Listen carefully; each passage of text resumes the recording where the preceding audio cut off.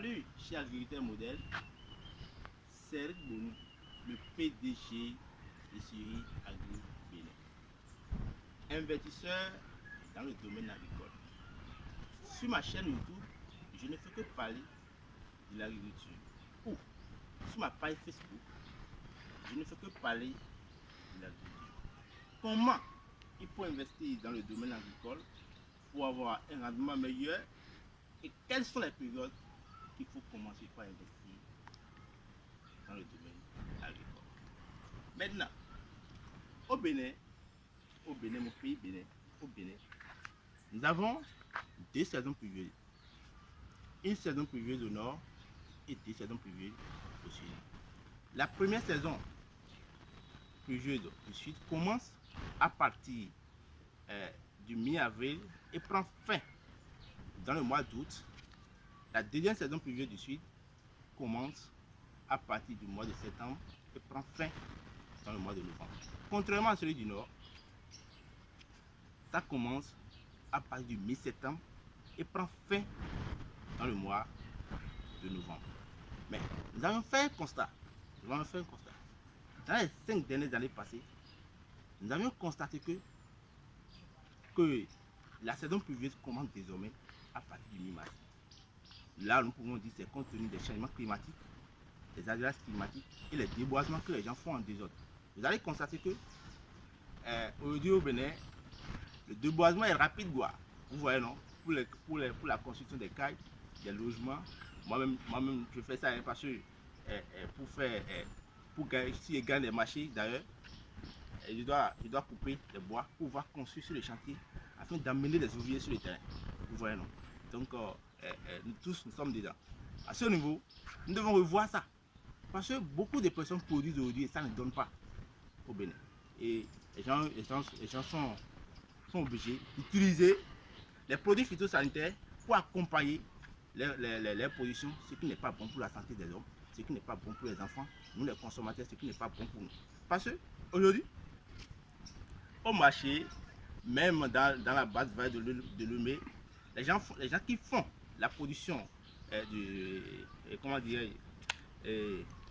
piment, les gens qui font la production du patate, les gens qui font la production du maïs, les gens qui font. Vous voyez, non? À ce niveau, est-ce qu'on est obligé d'utiliser encore les produits phytosanitaires ou bien les engrais dans les bas-fonds? Non.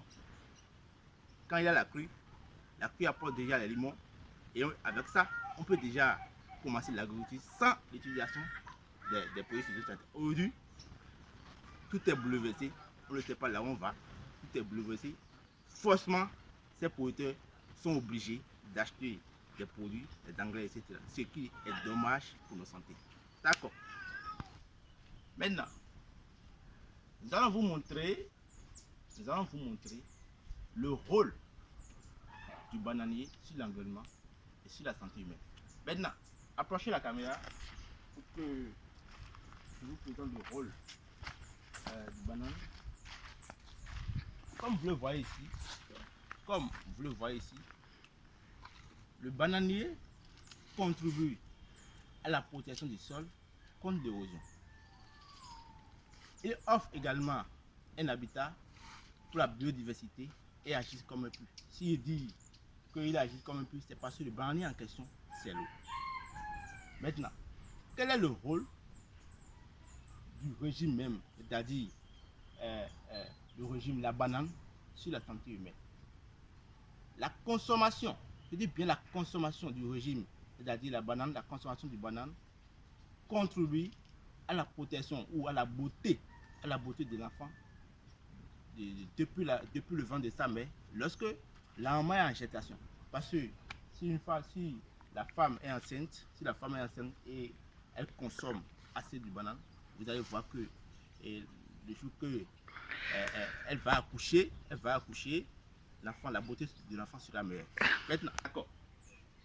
Vous entendez souvent parler de l'Syrie Agri Bénin. Et quels sont les travaux majeurs que nous faisons? Nous allons vous présenter. Dans un premier temps, je vais vous présenter l'eucalyptus, la pépinière de l'eucalyptus.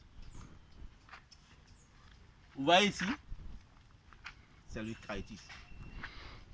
je vais vous dire certaines choses sur le caritis.